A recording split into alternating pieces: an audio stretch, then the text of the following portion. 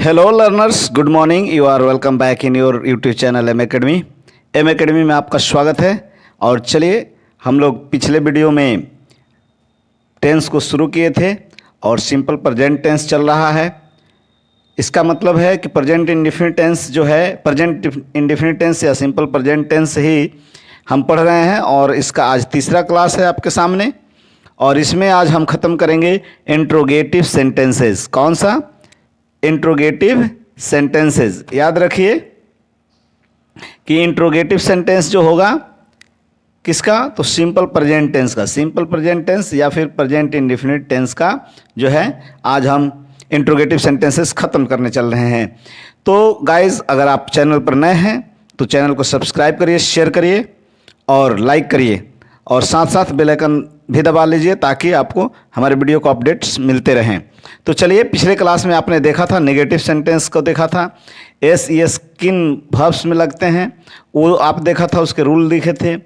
और अगर आप नए हैं तो ज़रूर जाकर पिछले वीडियो को ज़रूर देख लीजिएगा और उसके बाद से ये क्लास भी आपको बिल्कुल समझ में आएगी निश्चित रूप से। सो गाइज, ना लेट करते हुए हम चलते हैं और शुरू करते हैं। और निश्चित रूप से आई होप आप तैयार होंगे, तो तैयार हो जाइए और शुरू कर दिए। चलिए हमारे साथ और ले चलते हैं हम आपको सिंपल इंट्रोगेटिव या फिर यस नो क्वेश्चन के तरफ। तो चलिए, इंट्रोगेटिव दो प्रकार के होते हैं।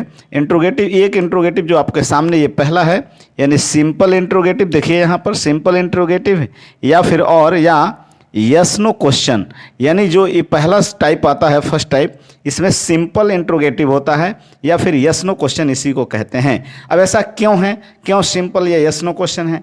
क्योंकि जो इसमें क्वेश्चन बनेगा, इंट्रोगेटिव का मतलब आप समझ रहे होंगे, प्रश्नवाचक वाला, यानी प्रश्न क्वेश्चन वाला सेंटेंस को हम इंट्रोगेटिव कहते हैं। तो ये इंट्रोगेटिव सेंटेंसेज होते हैं सिंपल इंट्रोगेटिव सेंटेंसेज, और या फिर उसी का नाम है यस नो क्वेश्चन, क्योंकि इनके जो आंसर आते हैं, इन क्वेश्चन का आंसर आते हैं, अगर इससे क्वेश्चन आप पूछते हैं और उसका जो आंसर आएगा वह सिर्फ यस या नो में ही आएगा, उसका कोई एक्सप्लेनेशन नहीं आ सकता है। जैसे हम एग्जाम्पल में भी देखेंगे, और एग्जाम्पल से पहले आप यहाँ स्ट्रक्चर देखिए, इसकी बनावट देखिए। तो मैंने स्ट्रक्चर तो एक ही होगा, लेकिन हमने क्या कर दिया कि इसको दो कर दिया ताकि आपको समझने में कोई दिक्कत नहीं होगा। डू और डज, आपको मैं पिछले वीडियो में बता दिया था कि डू डज कैसे इस्तेमाल करना है, और वही चीज़ यहाँ पर है। देख लीजिए, एक बार और रिफ्रेश कर देता हूँ कि डू है मतलब इसके साथ सब्जेक्ट आई आएगा या फिर यू आएगा, वी आएगा, दे आएगा, या प्लुरल्स और भी कोई सब्जेक्ट्स जैसे माय ब्रदर्स, माय फ्रेंड्स, ये सब आ सकते हैं। उसके बाद V1 यानी वर्ब का फर्स्ट फॉर्म होगा। उसके बाद ऑब्जेक्ट या अदर वर्ड होगा। तो साथ ही आप ये समझ चुके होंगे। और ये कैसा होगा, कब होगा, तो जब ये सिंपल इंट्रोगेटिव या यस नो क्वेश्चन होगा तब ये फॉर्मेट इस्तेमाल किया जाएगा, यानी स्ट्रक्चर इस्तेमाल किया जाएगा। साथ ही साथ अगर इसका दूसरा हम बोलते हैं डज वाला, तो डज कब किस सिचुएशन में यूज होगा, तो उसका जब सब्जेक्ट ही होगा, सी होगा, इट होगा, नेम होगा, या कोई सिंगुलर सब्जेक्ट जैसे माय ब्रदर, माय फ्रेंड, समझ रहे हैं ना। उसके बाद V1 का इस्तेमाल करेंगे, फिर ऑब्जेक्ट या फिर अदर वर्ड, यानी कोई एक्स्ट्रा शब्द है सेंटेंस में तो उसको ऐड करेंगे, नहीं तो वर्ब के बाद ही फुल स्टॉप लगा देंगे, क्वेश्चन मार्क लगा देंगे। और यहाँ क्वेश्चन मार्क देना नेसेसरी है, जैसे अफर्मेटिव सेंटेंस में फुल स्टॉप देना नेसेसरी होता है, वैसे ही क्वेश्चन में क्वेश्चन मार्क्स देना नेसेसरी होता है। तो आप समझ गए हैं। अब एग्जाम्पल्स देखिए और बिल्कुल क्लियर हो जाएगा मैंने यस नो क्वेश्चन इसको क्यों बोला या सिंपल इंट्रोगेटिव क्यों बोला। तो एग्जाम्पल देखिए, फर्स्ट एग्जाम्पल, क्या आप पढ़ते हैं? मान लीजिए आपसे कोई क्वेश्चन करता है, क्या आप पढ़ते हैं? आप पढ़ते हैं तो कहेंगे यस, और नहीं पढ़ते हैं तो कहेंगे नो। इसका कोई एक्स्ट्रा आंसर आप नहीं दे सकते हैं, तो इसलिए इसका यस या नो में इसका उत्तर आएगा। और इसका इंग्लिश बनेगा do you read, do you read, do you study, यानी डू यू रीड या डू यू स्टडी, क्या आप पढ़ते हैं, क्या आप स्टडी करते हैं। वैसे ही क्या वे झूठ बोलते हैं, मतलब क्या वे मतलब वे लोग, वे मतलब क्या, वे लोग, क्या वे लोग या वे लोग वे सब झूठ बोलते हैं। अगर बोलते हैं तो हाँ, नहीं बोलते हैं तो नो, यानी यस और no. Do they tell a lie, do they tell a lie, no they don't tell a lie, yes they tell lie. आप समझ रहे हैं ना। आगे देखिए, क्या सोनू दौड़ता है? कोई सोनू नाम का लड़का है, तो हम पूछ रहे हैं थर्ड पर्सन से कि क्या सोनू दौड़ता है। तो अगर आप जानते हैं कि हाँ दौड़ता है तो कहेंगे यस दौड़ता है, नहीं तो नहीं, यानी नो तो इसका मतलब हो गया does Sonu run, does Sonu run, क्या सोनू दौड़ता है। वैसे ही क्या वह खाती है, क्या वह खाती है।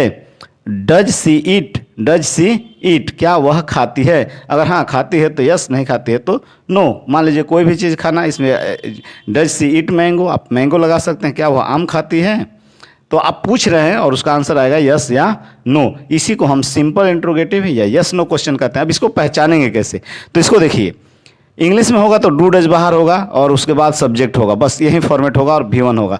लेकिन हिंदी में होगा तो यहाँ जो क्वेश्चन वर्ड होता है ना, क्या, क्या शब्द हैं, क्या क्या, ये सब बाहर आया हुआ है, सेंटेंस से बाहर है इधर फर्स्ट में, यानी इसी से शुरू हो रहा है और उसके बाकी सेंटेंस आगे है, यानी पॉजिटिव सेंटेंस उसके आगे है। जैसे आप पढ़ते हैं, है ना, वे झूठ बोलते हैं, यहाँ इतना सिर्फ सोनू दौड़ता है, ये पॉजिटिव सेंटेंस है। वह खाती है, लेकिन उसी के सामने अगर उसके आगे अगर क्या शब्द जोड़ दें, यानी क्वेश्चन वर्ड जोड़ दें हिंदी में, तो आपको समझ में आ जाएगा कि ये सिंपल इंट्रोगेटिव का क्वेश्चन है।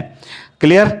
वैसे ही इसमें भी है, देखिए ये डू डज ही क्वेश्चन है, डू डज ही क्या है यहाँ पर, डू और डज ही क्वेश्चन है यहाँ पर, ध्यान से देख लीजिए। उसके आगे क्या है, सिंपल सेंटेंस से देख लीजिए, डू को हटाकर देखिए तो क्या होगा, यू रीड, आप पढ़ते हैं, दे टेल अ लाई, वे झूठ बोलते हैं, सोनू रन, सोनू रन्स हो जाएगा, दौड़ता है। तो आप समझ गए ना, यानी कि ये इंट्रोगेटिव सेंटेंस है, यानी सिंपल इंट्रोगेटिव, यानी यस नो क्वेश्चन वाला है। तो आप ये समझ गए होंगे कि डू कब लगेगा, डज कब लगेगा, यानी ही सी इट नेम रहेगा तो डज लगेगा, आई वी यू दे रहेगा तो डू लगेगा, या कोई प्लूरल सब्जेक्ट होगा। आई होप आपका कॉन्सेप्ट क्लियर हो गया होगा। और तब चलिए हम आगे बढ़ते हैं और अगला स्लाइड आपके सामने होगा और इसी यस नो क्वेश्चन का, इसी यस नो इंट्रोगेटिव यानी क्वेश्चन का नेगेटिव सेंटेंस देखेंगे। यानी यहाँ देखिए, yes no interrogative negative sentences, यानी yes no interrogative negative sentences अब आया है आपके सामने ये। तो अब इसमें क्या होगा कि जो अभी यस नो इंट्रोगेटिव देखे थे आप, उसी का नेगेटिव, यानी उसमें हम नेगेटिव भी बना सकते हैं। तो उसका स्ट्रक्चर देखिए, सबसे पहले जैसे डू के साथ क्या लगा था, आप देखे थे आई यू वी या प्लूरल सब्जेक्ट कोई भी हो। लेकिन अब क्या होगा कि सब्जेक्ट के बाद जो वर्ब आ रहा था, तो उस सब्जेक्ट और वर्ब के बीच में हमेशा अब नॉट लगाएंगे जब नेगेटिव सेंटेंस होगा आपका, और उसके बाद V1 रहेगा ही अपने जगह पर। अगर कोई अदर वर्ड या ऑब्जेक्ट है तो उसको लास्ट में डालेंगे। फिर क्या करेंगे, क्वेश्चन मार्क लगा दीजिएगा। आगे सेकंड देख लीजिए, डज। तो डज में बताया जब ही रहेगा, सी रहेगा, इट रहेगा, या कोई नाम, किसी भी व्यक्ति का नाम, या फिर कोई singular subject, my friend, my brother, इस प्रकार का। और उसके बाद फिर इन सब्जेक्ट और इस वर्ब कि इन सब्जेक्टों के बीच में या फिर इन वर्ब के बीच में नॉट आ जाएगा और फिर ऑब्जेक्ट या अदर वर्ड हो जाएगा। लेकिन एक बात है कि आप इसको शॉर्ट में भी लिख सकते हैं, यानी डोंट भी लिख सकते हैं, डजंट भी लिख सकते हैं। लेकिन उसको लिखने के लिए फिर क्या करना होगा, यहाँ उसको एक साथ डू नॉट एक साथ नहीं लिख सकते हैं, इसको हमेशा डोंट लिखते हैं। क्या लिखते हैं, डोंट लिखा जाता है, लेकिन एक साथ डू नॉट नहीं लिखते हैं। वैसे ही डजंट लिखा जाता है, तो डजंट भी बोल सकते हैं, डोंट भी बोल सकते हैं। मैं एग्जाम्पल में दिखा रहा हूँ, यहाँ देखिए, एग्जाम्पल्स देखिए, ज़्यादा समझ में आएगा। जैसे वन एग्जाम्पल देखिए, क्या तुम अंग्रेजी नहीं जानते हो। किसी से पूछा कि क्या तुम अंग्रेजी नहीं जानते हो, अगर वह जानता है तो कहेगा हाँ मैं जानता हूँ क्या, और नहीं जानता है तो कहेगा नहीं मैं नहीं जानता हूँ, यानी यस नो ही आएगा आंसर। लेकिन इंग्लिश क्या होगा, do you not know English, do you not know English, ये होगा do you not know English, यानी क्या तुम अंग्रेजी नहीं जानते हो। या फिर इसी को आप कह सकते हैं शॉर्ट में, ये तो रिटन फॉर्मेट हो गया। आप कोई चीज़ लिखते हैं ना, तो रिटन फॉर्मेट यानी फॉर्मल राइटिंग में आप हमेशा ऐसे ही लिखेंगे, do you not know English. लेकिन जब स्पोकन करते हैं, यानी जब कन्वर्सेशन करते हैं, तो आप इसको इनफॉर्मली बोल सकते हैं, don't you know English, don't you know English, यानी यहाँ डोंट लगा सकते हैं, एक साथ डोंट कर सकते हैं। समझ गए आप। तो यही कॉन्सेप्ट रहता है। आगे देखिए सेकंड नंबर, क्या हम झूठ नहीं बोलते हैं। तो 2 नंबर आप क्या करें, क्या हम झूठ नहीं बोलते हैं, do we not lie, do we not lie, या इसी को शॉर्ट में आप क्या कर सकते हैं, डोंट वी लाई, है ना, डू वी नॉट लाई। तो ये इस प्रकार से आप बना सकते हैं, कर सकते हैं। आगे देखिए एग्जाम्पल नंबर 3, क्या वह नहीं पढ़ता है। तो क्या वह नहीं पढ़ता है, does he not read, does he not read, या फिर डजंट ही रीड, क्या वह नहीं पढ़ता है? तो आप दोनों तरीक़े से बोल सकते हैं, डज लगाकर, डज ही नॉट, या फिर डजंट ही रीड, इस प्रकार से। नेक्स्ट देखिए 4 नंबर, क्या राम यहाँ नहीं आता है? क्या राम यहाँ नहीं आता है? Does Ram not come here, does Ram not come here. चलिए इसका आप जो है शॉर्ट सेंटेंस बनाकर भी दिखाइएगा, डजंट लगाकर भी इसमें, और इसको कमेंट में बताइएगा। तो आप समझ गए होंगे, आई होप आप समझ रहे होंगे। अगर आप चैनल पर नए हैं, पहली बार वीडियो को हमारे देख रहे हैं, तो आप चैनल को सब्सक्राइब करिए, शेयर करिए, बेल आइकन भी दबाइए, ताकि ऐसे ही वीडियो आपको मिलते रहे आगे और हमारा हौसला बढ़ता रहे। तो चलिए ठीक है, आप सब्सक्राइब करिए, तब तक हम आपके लिए अगला स्लाइड लेकर आए हुए हैं। अब यहाँ देखिए WH वर्ड, WH वर्ड देख रहे हैं ना, WH वर्ड्स क्या होते हैं? सबसे पहले यहाँ देखना है WH वर्ड्स क्या होते हैं। WH वर्ड्स इंट्रोगेटिव सेंटेंस, ये दूसरा टाइप है। मैं पहला टाइप यस नो क्वेश्चन बताया था आपको, सिंपल इंट्रोगेटिव बताया था, लेकिन यहाँ WH इंट्रोगेटिव सेंटेंसेस हैं, यानी ये सेकंड टाइप है। इसका स्ट्रक्चर क्या होता है और क्यों है, सब मैं बताऊँगा। तो स्ट्रक्चर पहले देख लीजिए, WH वर्ड, फिर डू, फिर आई, वी, यू, दे, प्लुरल, यानी जहाँ डू आ गया तो आपको सब्जेक्ट क्या फॉलो करना होगा, आई करना होगा, यू, वी, दे, या फिर सब्जेक्ट जब आपका आई, यू, वी, दे हो तो आपको उसमें डू लगाना होगा। उसके बाद V1, उसके बाद ऑब्जेक्ट या अदर वर्ड, फिर क्वेश्चन मार्क। अगर इसका ही सी वाला रहेगा, यानी सब्जेक्ट आपका ही रहेगा, सी रहेगा, ईट रहेगा, नेम रहेगा, सिंगुलर कोई सब्जेक्ट रहेगा, तो उसमें आप YWH के बाद डज लगाएंगे। बस यही याद रखना है कि सब्जेक्ट और WH के बीच में डज आएगा और WH पहले आ जाएगा, और फिर यहाँ V1 रहेगा और फिर अदर वर्ड या ऑब्जेक्ट रहेगा। इसमें कोई याद करने जैसी बात नहीं है। आप जो पिछला इंट्रोगेटिव यस नो क्वेश्चन देखा था, उसी के ठीक पहले देखिए WH लग गया है। अगर WH को हटा के देखेंगे तो ये सब सिर्फ सिंपल इंट्रोगेटिव वाला ही है, और उसके आगे WH लग गया है। अभी WH क्या होता है तो आपको हम दिखा रहे हैं अभी WH वर्ड्स, आपके लिए पूरी व्यवस्था है। देखिए यहाँ WH वर्ड्स हैं यहाँ पर, यानी वाई क्यों, व्हाट क्या, व्हेन कब तब जब, वेयर कहाँ, हु कौन, हाउ कैसे, etc। तो आप देख रहे हैं ना, सबने देखिए WH लगा हुआ है, WH WH WH WH, और यहाँ भी W और H है, समझ में ना, हाउ में भी। तो आप समझ गए हैं, यानी यही WH वर्ड्स होते हैं। आप इसको याद भी कर सकते हैं, लिख भी सकते हैं, और यही ये WH वर्ड्स करते क्या हैं तो क्वेश्चन बनाते हैं। क्या करते हैं, ये क्वेश्चन क्रिएट करते हैं, इनसे क्वेश्चन बनता है। आई होप आप समझ रहे होंगे। अब ये क्वेश्चन कैसे बनता है, देखिए इसका यस नो नहीं होता है, इसका जो आंसर रहेगा कुछ ना कुछ आपको कारण बताना पड़ेगा, 1-2 सेंटेंस में, 3 सेंटेंस में एक्सप्लेन करना पड़ेगा इस क्वेश्चन का, यानी यस नो को हक नहीं निकल सकते हैं। जैसे अभी एग्जाम्पल देखिए, आप फर्स्ट एग्जाम्पल देखिए, हम क्यों पढ़ते हैं। अगर हम पूछे कि हम क्यों पढ़ते हैं तो आप क्या कह देंगे, यस, नहीं, ये उत्तर तो नहीं हुआ। आप जरूर कहेंगे कि हमें कुछ बनना है ज़िंदगी में, कुछ समाज के लिए करना है, कुछ फैमिली के लिए करना है, इसलिए पढ़ते हैं, है ना, देश के लिए करना है। तो कुछ ना कुछ तो कारण इतना बताना पड़ेगा, तो इसी को हम WH वर्ड कहते हैं। इसमें यस नहीं कह सकते हैं, यानी ये सिंपल वाक्य नहीं, सिंपल क्वेश्चन नहीं है, इसको एक्सप्लेन करना पड़ेगा इसको आंसर को, इसलिए इसे हम WH कैटेगरी में रखते हैं, यानी स्पेशल इंट्रोगेटिव कैटेगरी में रखते हैं। तो इस प्रकार से हम इसे स्पेशल इंट्रोगेटिव भी कह सकते हैं। तो चलिए, हम क्यों पढ़ते हैं, पहला सेंटेंस है why do we read, why do we read, हम क्यों पढ़ते हैं, वाई डू वी स्टडी या रीड। फिर आगे देखिए 2 नंबर, आप कहाँ रहते हो, आप कहाँ रहते हो, आप कहाँ रहते हैं, तुम कहाँ रहते हो, कुछ भी इस प्रकार का। तो where do you live, where do you live. आप स्पोकन में इस प्रकार की बातें बिल्कुल करते हैं, दूसरों से जब कन्वर्सेशन करते हैं तो हम बोलते हैं वेयर डू यू लिव। फिर सीता क्या करती है, what does Sita do, what does Sita do, Sita क्या करती है। वैसे ही 4 नंबर, वह क्यों झूठ बोलता है, why does he lie, why does he lie, वह झूठ क्यों बोलता है, यानी लाई का मतलब ही होता है झूठ बोलना। आप कहीं कहीं देख रहे हैं वो टेल अ लाई लगता है, टेल अ लाई ये भी लगता है। तो देखिए लाई नाउन भी है और वर्ब भी है, तो अगर यहाँ जो टेल ए लाई में है ना, तो लाई नाउन के रूप में इस्तेमाल किया गया है, इसलिए यहाँ पर ए लगा हुआ है। अगर टेल ए हटाना चाहते हैं तो सिर्फ लाई लगा देंगे, यानी वर्ब का रूप लगा देंगे तो हो जाएगा। तो ये क्लियर हो गया आपको, यानी आप ये समझ रहे हैं कि WH वर्ड क्या होता है। ये भी इंट्रोगेटिव होता है और इसका हम स्पोकन में खूब इस्तेमाल करते हैं और साथ साथ लिखने में भी कोई चीज़। तो चलिए हमें इस प्रकार के क्वेश्चन पर ज़्यादा ध्यान देना चाहिए, इस प्रकार के फॉर्मेट पर ज़्यादा देना चाहिए, क्योंकि यही हमको स्पोकन में बहुत हेल्प करता है। अगर आपको क्वेश्चन क्रिएट करना नहीं आता है बोलते समय तो फिर आप इंग्लिश में बिल्कुल वीक हो जाएंगे, ये गारंटी है। तो चलिए क्वेश्चन फॉर्मेट को जरूर याद रखना चाहिए। अब WH इंट्रोगेटिव जब है तो WH इंट्रोगेटिव का निगेटिव भी होगा, यानी जैसे सिंपल इंट्रोगेटिव का निगेटिव था वैसे WH इंट्रोगेटिव का यानी WH वर्ड का भी इंट्रोगेटिव जो होगा उसका क्या होगा, नेगेटिव सेंटेंस होगा।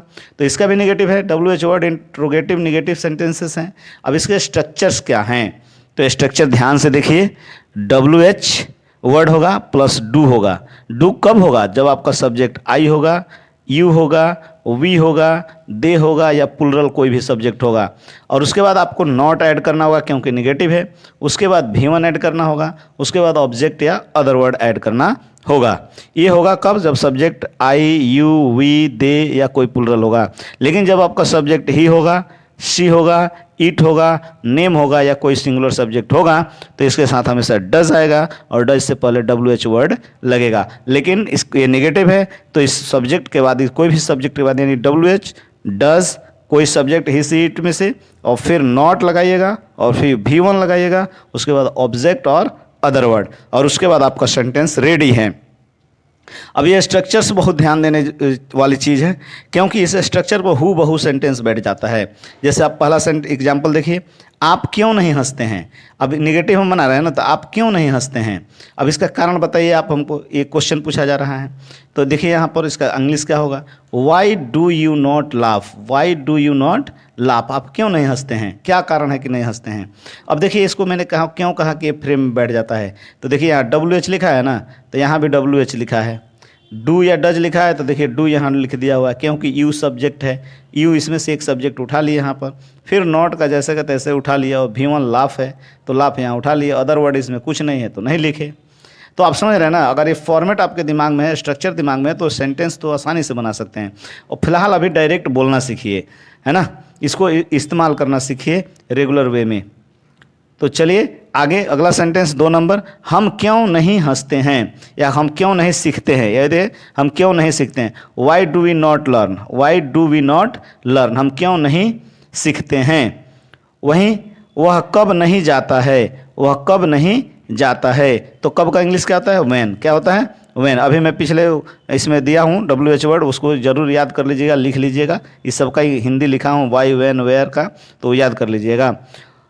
तो ये है वह कब नहीं जाता है, तो क्या होगा कब का, व्हेन, व्हेन, और वह है तो डज लगेगा, when does he not go, वह कब नहीं जाता है। वैसे ही राजू अंग्रेजी क्यों नहीं बोलता है, तो क्यों का अंग्रेजी वाई होगा, राजू है तो डज होगा क्योंकि राजू नाम है, नेम है, आप देख रहे हैं। साथ ही साथ क्या होने वाला है, तो why does Raju not speak English, आप देख रहे हैं। तो अंग्रेजी क्यों नहीं बोलता है राजू, यही मतलब है, यानी राजू अंग्रेजी क्यों नहीं बोलता, तो why does Raju not speak English. अब आप देखिए इसको इनफॉर्मल बोल भी सकते हैं, जैसे ये तो फॉर्मल में आप बोल रहे हैं, इनफॉर्मल क्या होगा, तो मैं बताया था डोंट और डजंट, यानी शॉर्ट, डोंट या डजंट। तो इसका शॉर्ट फॉर्म भी आप इस्तेमाल कर सकते हैं, कैसे, तो आप देख लीजिए, why do you not laugh, तो इसको आप कह सकते हैं why don't you laugh, why don't you laugh, यानी डू के पास ही इसमें डू के साथ आप क्या जोड़ सकते हैं, नॉट जोड़ सकते हैं, डोंट या फिर डजंट, फिर ये डजंट, समझ में आ गया। तो आप डजंट भी ऐड कर सकते हैं, why don't we learn, why does he go, why doesn't he go, why doesn't Raju speak English. तो आप समझ रहे हैं ना, यानी डजंट लगाकर डोंट लगाकर आप कर सकते हैं। अब चलिए आप, आई होप आप सब समझ चुके होंगे और इसे आप जरूर कवर कर लेंगे।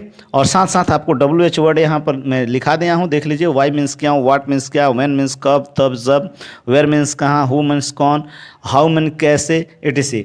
अब यहाँ आपको WH दिया गया है, देख लीजिए। ये आपको करके दिखाना है, कमेंट में ज़रूर इसको सेंटेंस को इंग्लिश में ट्रांसलेट करके बताइएगा या फिर हमको बताइएगा। और अगर आपको कोई समस्या हो तो कमेंट में ज़रूर लिखिएगा। और चैनल पर नए हैं तो सब्सक्राइब करिए और पिछली सभी वीडियो को देखिए। और साथ साथ आज आपके लिए वोकैब भी लेकर आए हैं, जो इम्पोर्टेंट वोकैब है। इंग्लिश आना चाहिए तो आपको वोकैब आना ही चाहिए, नहीं तो सारा ग्रामर का रूल रहते हुए अगर आपके पास वर्ड नहीं है तो you can't speak English ever and ever, आप कभी नहीं बोल सकते हैं, नेवर एवर। तो अगर आपको इंग्लिश बोलना है then you should memorise words. Get, get means पाना, लेना। गेट हिम, उसे पकड़ो। अगर किसी को पकड़ना है ना तो सिर्फ कहेंगे गेट हिम, उसे पकड़ो। गेट डाउन, नीचे जाओ, नीचे उतरो। किसी को हम कहते हैं सीढ़ी से नीचे जाओ, तुम नीचे उतरो पहले, तो हम क्या कहेंगे गेट डाउन। गेट आउट, बाहर निकलो। किसी को बाहर निकालिए, गेट आउट। गेट अप, उठ जाओ। कोई सो रहा है, हम कहें उठो चलो घर, तो क्या कहेंगे गेट अप। वैसे ही गेट इट डाउन, इसे नीचे उतारो। गेट इट डाउन, इसे नीचे उतारो। इट का मतलब यहाँ इसे होगा। गेट मी देयर, मुझे वहाँ ले जाओ, मुझे डॉक्टर के पास ले जाओ। Get me to the doctor. Get me there, मुझे वहाँ ले जाओ। समझ में आ गया ना। गेट अप, उतर जाओ। किसी को कहते हैं भाई आप भी उतर जाइए, तो get up. Get him now, उसे अब ले आओ, उसे अब ले आओ। गेट अवे, दूर हो जाओ। गेट अवे का मतलब क्या होता है, दूर हो जाओ, तो मेरे नज़रों से दूर हो जाओ। Get away from my site, मेरे नज़रों से दूर हो जाइए। समझ रहे हैं ना आप। उसके बाद गेट आउट, बाहर चले जाओ। गेट आउट, बाहर चले जाओ। वहीं गेट आउट मतलब बाहर निकलो, बाहर चले जाओ। गेट रेडी, तैयार हो जाओ। गेट रेडी का मतलब क्या होता है, तैयार हो जाइए। गेट लॉस्ट, दफ़ा हो जाओ, मतलब हमारे नज़रों से हट जाओ, तो हम क्या कहते हैं get lost, I don't mind. फिर गेट परमिशन, गेट परमिशन का क्या मतलब होता है, अनुमति ले लो, अनुमति ले लो, यानी गेट परमिशन, तुम मेरी इजाज़त ले लो, अनुमति ले लो। फिर या get permission from your parents, अपने मम्मी पापा से परमिशन ले लो। समझ रहे हैं ना। वैसे ही गेट मी समथिंग, मेरे लिए कुछ लाओ। गेट मी समथिंग, मेरे लिए कुछ लाओ यार। आप बोलते हैं गेट मी समथिंग, मेरे लिए कुछ लाओ, समोसा लेते हैं ना पापा, get me something from market. Please get me down, कृपया मुझे नीचे उतारो। अगर कोई आपको ऊपर उठाया हुआ है तब क्या कहेंगे, please get me down, please मुझे नीचे उतारो। या फिर कहीं से उतर भी ना है तो भाई हाथ पकड़ लो, मुझे नीचे उतारो, तो गेट मी डाउन प्लीज़। आप समझ गए ना। ये सभी वर्ड्स बहुत स्पोकन में इस्तेमाल होते हैं और हमारे इंग्लिश नॉलेज के लिए भी ज़रूरी है। और आज हम एक बार फिर आपको एक किचन में लेकर आए हैं और कुछ जो ये पिक्चर्स वर्ड है ये आपके लिए सामने है। सभी पिक्चर्स को देखिए और इसका इंग्लिश डायरेक्ट सीखिए। स्टोव, आप चूल्हा देखते हैं ना किचन में, ये स्टोव है। ये ओवन है, ये भी प्रकार का गर्म करने वाला टोस्टर वगैरह होता है ना जो चूल्हा, वो भी काम है करता है ओवन का। और वैसे ही लेडल, लेडल का करछुल या करछुल टाइप का होता है ना, करछुल जिसको कहते हैं, वो लेडल है। टोंग्स, जिसे चिमटा, रोटी पलटते उलटते हैं, है ना। और ये चॉप स्टिक, चॉप स्टिक क्या होता है, ये चाइनीज लोगों को आप देखे होंगे उसको खाते हुए स्टिक से, किसको कहते हैं, चाउमीन को, तो ये चॉप स्टिक्स हैं। आगे देखिए, या फिर इससे वो लोग रोटियों को लपेटते हैं या कुछ चीज़ों को लपेटते हैं, उसको चॉपिंग करते हैं। आगे देखिए, कटिंग, कटिंग कटिंग कटिंग क्या है, तो कटिंग मतलब वहीं सीजर्स जो होता है ना, वो कटिंग, ये सीजर को कटिंग भी किचन के लिए एक स्पेशल आता है, इसका डिज़ाइन अलग होता है थोड़ा सा।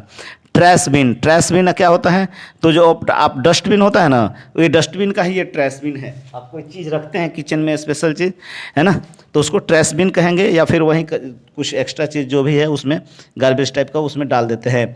आगे है पास्ता, पास्ता तो आप खाते ही हैं तो इसमें कोई सोचना नहीं है, पास्ता पास्ता देखते होंगे।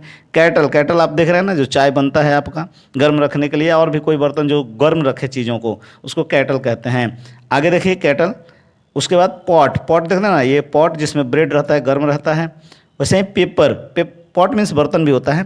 पीपर, पीपर क्या होता है, तो ये एक ये मिर्च को कहा गया है, लेकिन एक चोल में ये काली मिर्च भी होता है पीपर, है ना। पीपर का एक चोल काली मिर्च में, मसाला वाला में स्पाइस में बताया था, और इसको भी पीपर बोलते हैं। आगे देखिए ऑयल, ऑयल मीन्स तेल, तेल तो आप देखते हैं इस्तेमाल होता है। ईस्ट, ईस्ट क्या होता है, ये एक प्रकार का पाउडर होता है जो हमारे खाने में डलाता है। शुगर, शुगर क्या है, चीनी है। प्लेट आप सिंपल देखते हैं, प्लेट में खाना खाते हैं। बाउल, कटोरा आप देखते हैं, खाते हैं। तो ये पिक्चर्स वर्ड आपको भी डायरेक्ट इंग्लिश सीखने में बहुत मदद करेगा, हेल्प करेगा। I hope you understand very well this things, this all things, and I hope that you are very eager to know more things in next video. So I meet you in next video. If you are new visitor on my channel, then you can subscribe it and share it and like it. तो मुझे आशा है कि आप अगर channel पर नए हैं तो सब्सक्राइब करेंगे, शेयर करेंगे और लाइक करेंगे। और मेरा सजेशन है कि सब बेल आइकन भी दबाइए ताकि अगले वीडियो का अपडेट भी मिलता रहे। और हम इसका सीरीज अगला लेकर फिर आएंगे, इस टेंस का सीरीज। तब तक के लिए आप इसको सीखिए और इन सभी वर्ड्स को याद करिए और हम आपसे मिलते हैं अगले वीडियो में। तब तक के लिए जय हिंद, वंदे मातरम।